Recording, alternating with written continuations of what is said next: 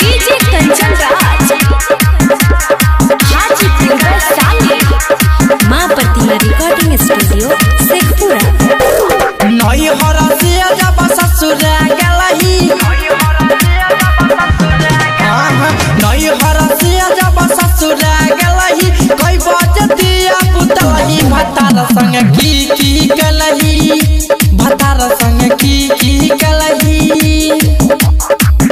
लाजो न लागो तोरा पूछे में आई सन बात रे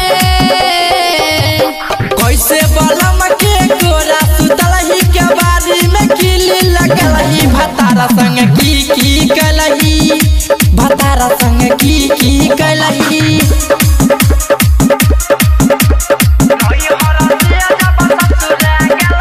DJ Kanchan Raj Hajipur music मजरहिया।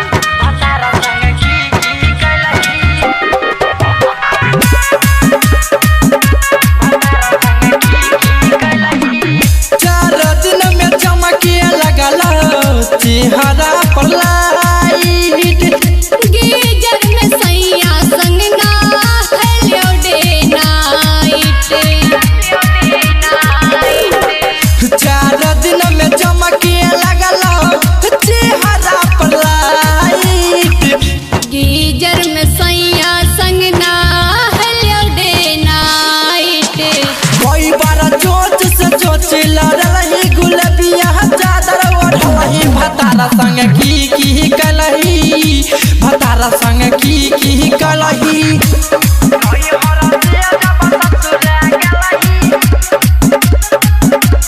DJ Kanchan Raj Hajipur Vaishali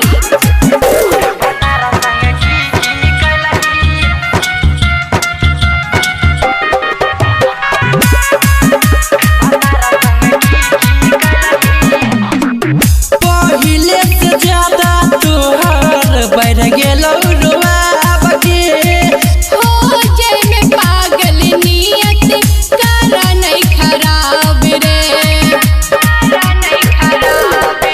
पहिले से ज्यादा तोहर बढ़ गेलौ रुआब के हो जे में पागल नियत करा नहीं खराब रे।